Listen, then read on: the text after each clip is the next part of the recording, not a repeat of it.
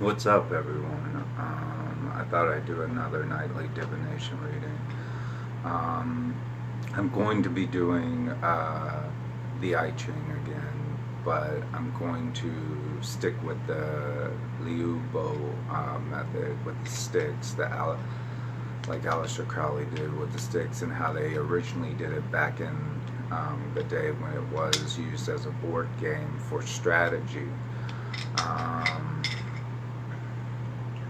Once again, I'm going to take all my information from my book that I have written on the I-Ching hexagrams prediction. So I guess, and I'll be using the dice with the Shang Dynasty style writing on it, which is, I guess you can say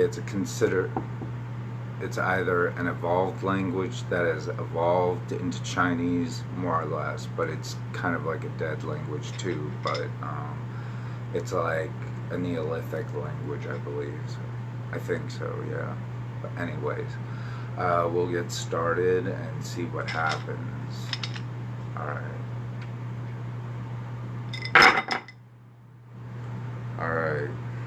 So I'm going to show you how everything looks, and we'll start the divination process now. Alright, this is the layout, and we're going to bring this one down because this is the closest. So it'll go right there, that's a yin. This is the next closest, that's a yin. This one is the next one, which is a yin. This one is also a yin. And then we have a yang and a yang. So what we have here is yin, yin, yin, or I'm sorry, yang, yeah. Yang, yang, yang, yang, yin, yin. So I have to get this right again. I messed it completely up. I'm sorry. So the light side is yang because that is the male, and the female is yin, which is darkness. So yin, and we have two yin, or we have four yangs and two yins. All right, you guys got that? We have four yangs, and then we have two yins. All right, and this is how it's going to be written.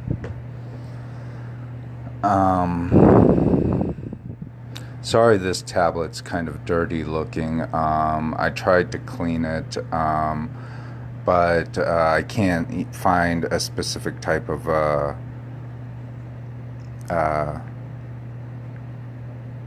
solution for it anymore. So, oops, I should have did this earlier. Sorry about that, everyone. And so, what will our hexagram look like? Well, if we look over here, what do we have? We have, on the first line, we have a yang, so that's a straight line. All right. On the second line, we have another yang, so that is another straight line. Then we have another yang, which is another straight line.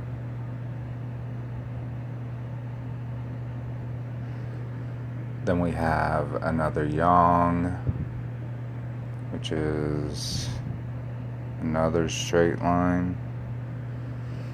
And then we have a yin, which is the fifth line. Starting with that one, we have a double line. So And then the final one, the sixth line, we have another yin line. All right, so that's what our hexagram looks for the first part of our reading. So this is what we're gonna have to, this is kind of like where we are right now, or what's happening in the nearest future for us.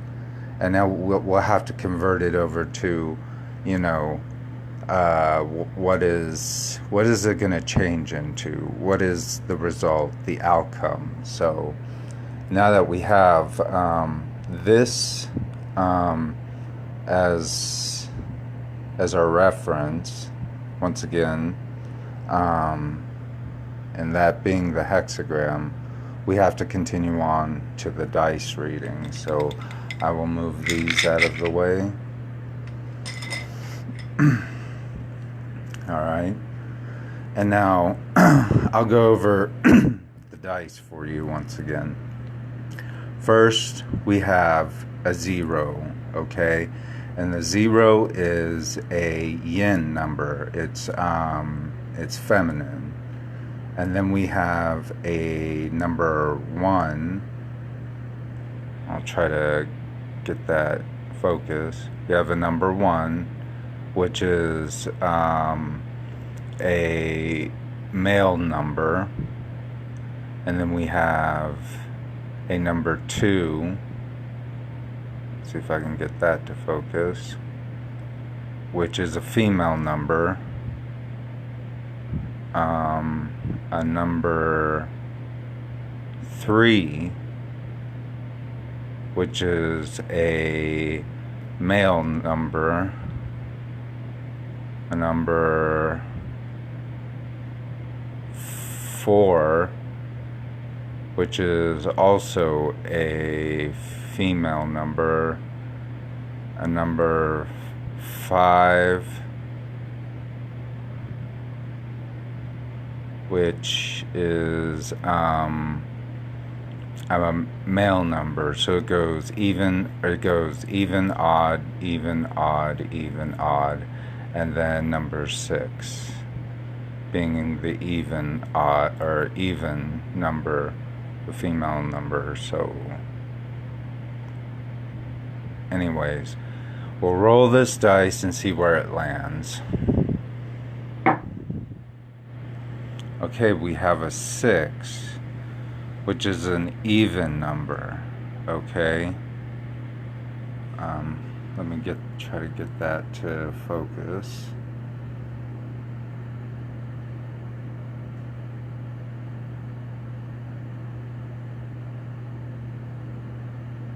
There we go. So we have a number 6. But we have a yang there, so that means that's gonna change. So I'll put a dot right here, and we will know that this is a changing number, or a changing line. Okay, it goes from a yang into a yin. All right.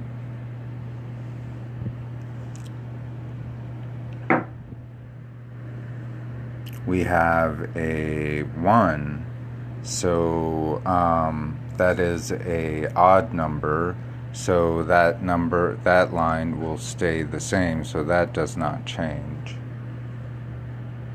So see that? That's what our hexagram is building upon right now into our changing or moving future. Okay, what do we have here? It looks like, what is it? A 0. Yeah, it looks like a 0. Because I don't see any inscription on it, so that means here we have a changing line, which is the 3rd line. And that one changes into a yin line. That's what it's changing into. All right. So that's the first 3 trigrams that we've come across that have changed. Now we'll roll the dice again. And what do we have? We have another 0. Okay, so that will be a changing line also. So right here is the changing line, and that will change into a yin line. All right.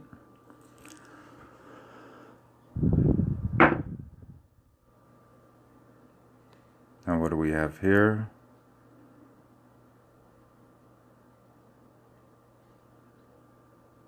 Okay, we have a 1.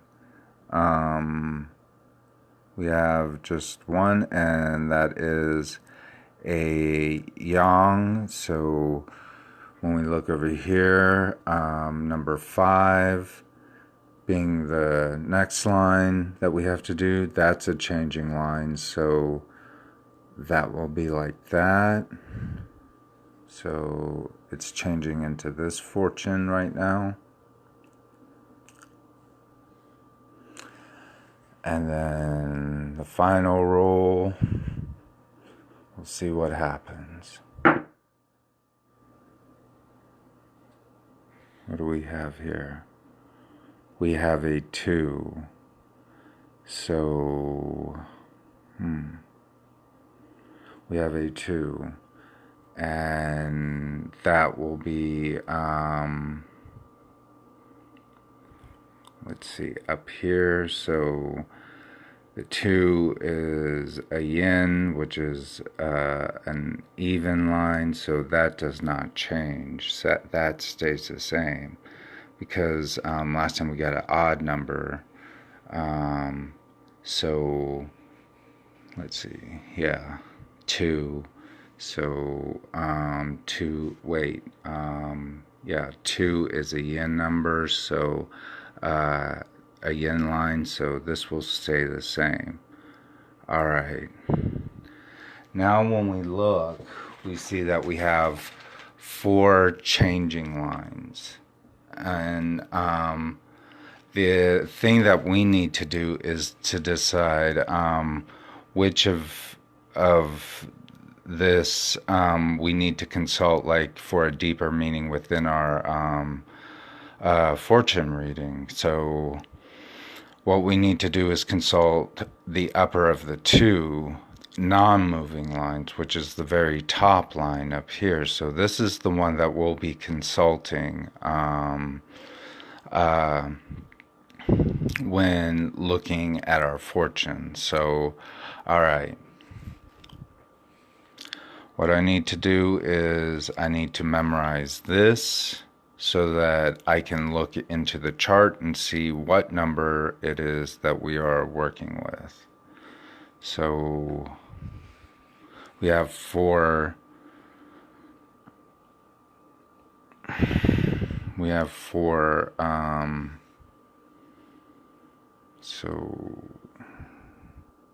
let's see.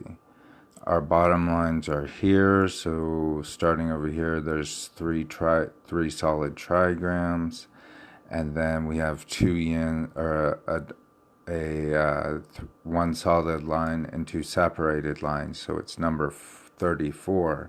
So when we go back and look, that being our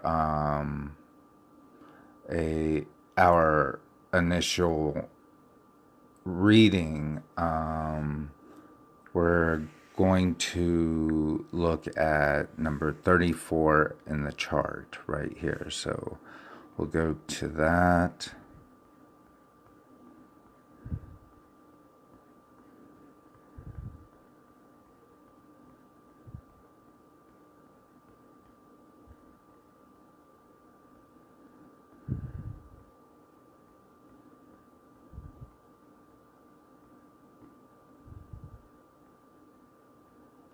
Okay, whoa, all right. It's hexagram 34, Da Zhuang, and it's great power. It also comes under the titles of supreme power, great invigorating, great maturity, great authority, uh, righteous power, great strength, great vigor, excessive force, mighty strength. The prediction for that is great power has come in with a strong force and asserted its ascendancy and dominance, in which the strength of a leader has peaked and perspectives have shifted towards impartiality and honesty. A leader must learn to share great power with others to garner respect, security within his/her position, so that the leader can become an immense source for inspiration. Avoid conceitedness and corruption because it leads to the disintegration of power. So what it's saying is that basically great power is entering into the Corinth's life, and there needs to be strength in order, and honesty and impartiality within a leader, so that others can identify with the leader. But not only that, but to that the people can see their leader with respect in his or her position, and it behooves the leader to not be conceited or corrupt, because that will eventually lead to problems concerning the leader in the future. All right, so now we need to look deeper into this reading. We have to find out, what is at the sole issue of this, and then what we need to do is consult. We have 4 moving lines with the dots, as you can see. So what we need to do is we need to consult the upper of the 2 non-moving lines. So this would be the very top one here. All right. So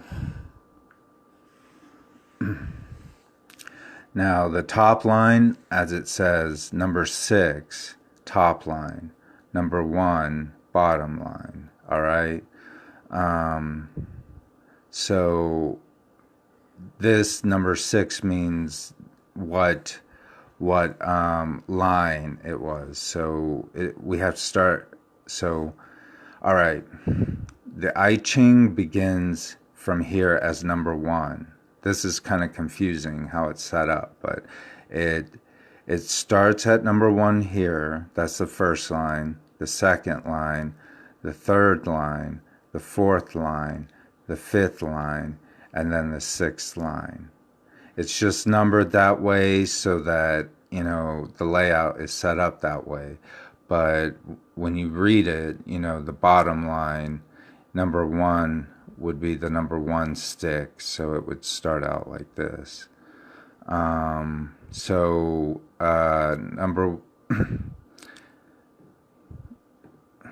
Possessing great power will not ensure that success will be granted, especially if you are in a position of humble or ineffectual ranks.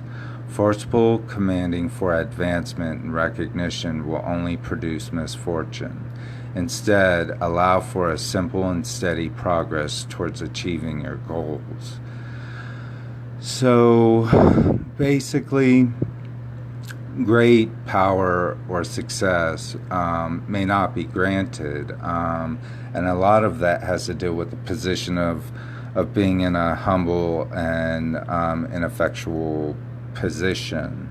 So therefore it is unadvisable to be forceful in trying to advance and get recognition, but to steadily work towards a goal that is more substantial for the current and the future. So that's what that is saying. All right, now if we look at the changing fortune, we have a duplication of two trigrams. You see, for the first 3 trigrams are A broken line, a solid line, broken line, and broken line, solid line, broken line. Okay? But what we need to do is go back to this.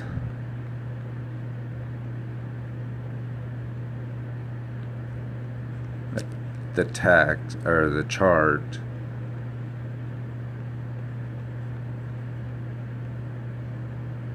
Alright, here's the chart.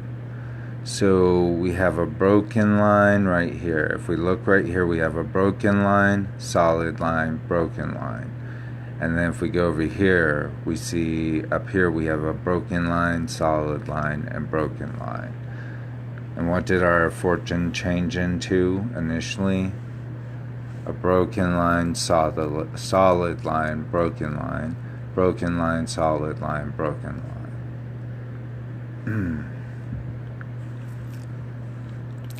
Now, what do we have? Number 29.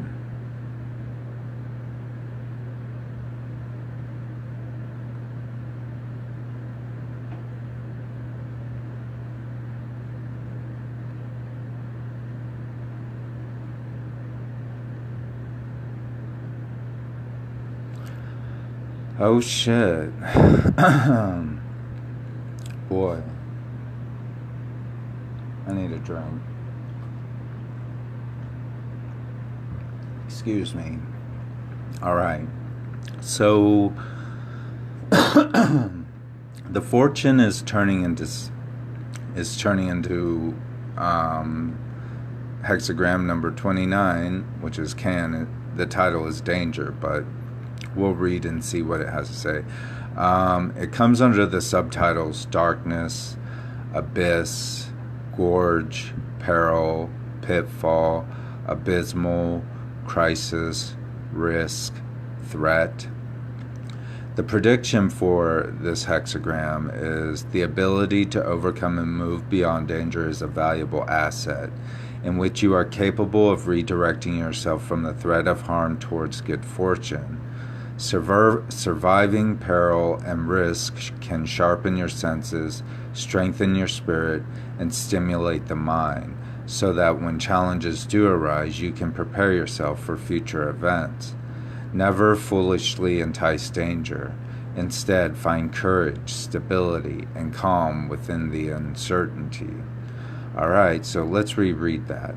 The ability to overcome and move beyond danger is a valuable asset in which you are capable of redirecting yourself from the threat of harm towards good fortune. Surviving peril and risk can sharpen your senses, strengthen your spirit, and stimulate the mind, so that when challenges do arise, you can prepare yourself for future events. Never foolishly entice danger. Instead, find courage, stability, and calm within the uncertainty. Alright, so basically, what it's saying is, the most important thing is of this reading is not to entice danger. That's what it's saying. So I think that's a very important point that we need to pull from that prediction, because what a person has to learn from danger is that if they are in that situation, that they are able to redirect themselves towards good fortune and being alert and sharpening the senses, so that it might stimulate their mind, so that they are able to see into the future for events that might also occur, similar to what may be happening, so that they are able to be alert and use good senses in finding, that if they are ever in a perilous situation, that it is not an all for nothing type of situation where they would have to risk themselves for it, not to jump in foolishly, but to move away from it, so before anything catastrophic happens. So anyways, so I'm gonna do like a recap real quick, and see what I think about this, because I'm trying to think of the best way to tie this all together now that we have the information we do. So we had great power at first, right? And when we were talking about great power, we have to consider that, let's see, great power was 34. So, not, okay, wait a second.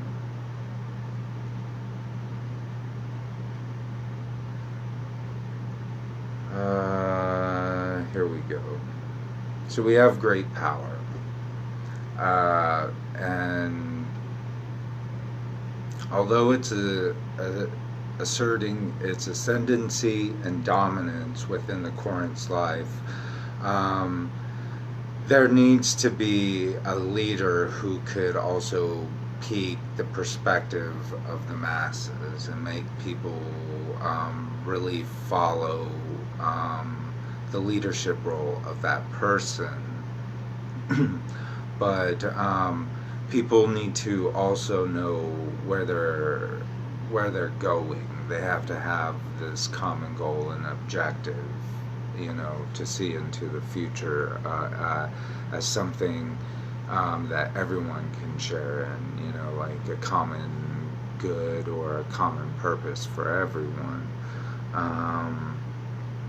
And that way the leader can secure their position so that, that they become a constant source of inspiration for the people. But the problem with that is that we see that, things like arrogance, conceitedness, and corruption tend to disintegrate power quite quickly. That it does not build power, but there's more resentment towards that type of wheeling and dealing, that people feel as though that they no longer can invest the trust or feel that they can identify with the leader.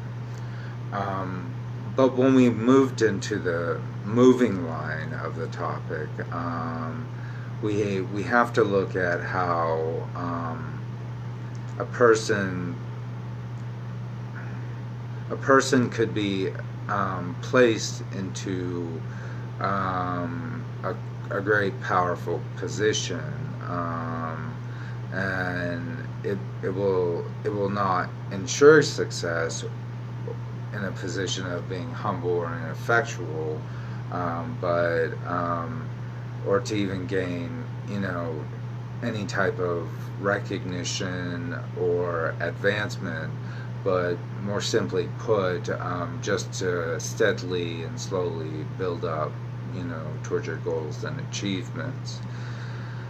Now, when I went back to the moving fortune, there is a lot of talk about danger in that one. It's the one, it says things could possibly turn for the worst, that's what our next hexagram is. So, but it says it's keeping the current alert, so maybe it's a false sense of power.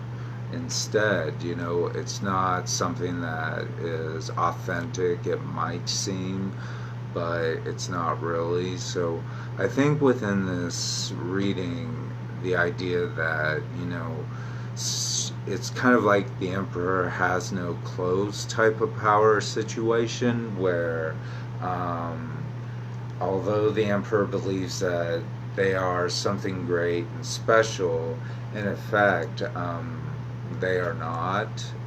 That there isn't anything redeeming or interesting about this person, and that instead they may even become prey to someone, to predators, that feel that they can use or manipulate this individual. But whatever situation that is, the Corinth may be put into, of great danger, that it's not advisable to um, entice danger at all, but have it enough so that it stimulates the mind, and it makes the senses more sharp, and it strengthens the spirit and stimulates, whatever challenges that might arise within the Corinth's life. So that's what I'm getting. Once things start to get hot and switch over, the advice that I'm saying is, be alert. Be alert. I always feel like I'm on alert in any situation. I try to have keen instincts. I mean, sometimes my instincts fail me, but most of the time they're spot on. So that's the most advisable, you know, uh, advice I think I can impart out there is to use your wits and instincts and whatever else that keeps you from entering into a position that could be dangerous. I think a lot of people nowadays in this society, they're always looking over their shoulders, especially in America, because you can't even go to a shopping store like Walmart without someone, going ape shit and shitting or shooting everyone. That's scary. So, um, but that stuff is happening in America. And so, I don't know if that can be related to this, or you know, uh, it could be in that situation. But I mean, all in all, just nowadays it's always good to kind of keep your wits about you, and make sure your instincts are sharp about you, and make sure that you're not falling prey or falling trap to someone else's diabolical schemes. So, um, but uh, life is not easy, and life is not always safe, and life is not always fair. So, you know, um, but what I'm saying also is that to remember that there is no real importance in trying to attain great power, because I think only certain people are possibly granted that stardom. So, um, I myself, I almost feel like I'm kind of too old and I don't really care anymore. I just do what I want to do, and I'll just leave that as like for posterity. So whatever people want to know about me, this is who James Kirby was. So that's all I do. So but I don't try to attain great recognition or power anymore. You never, the older I get, the more I realize it's not always what it's uh, thought up to be. Sometimes it's short lived, and it can be can be hard for some people. So, but with the changing fortune going into danger, my advice is just to basically, this is what I would do. This is what I'm probably going to do in this situation if this is a reading for me, that I would ensure that I would not put myself in that situation, but continue to work towards my own personal goal, and not worry about trying to seek fame and fortune or whatever, but to just do my thing and see what comes of it, so anyways, thank you for watching. I'm sorry if this didn't resonate with you, but if it resonated with you, it was probably for you, the reading. So I hope you like this nightly divination reading, and Manji, and you guys have a nice night. Bye.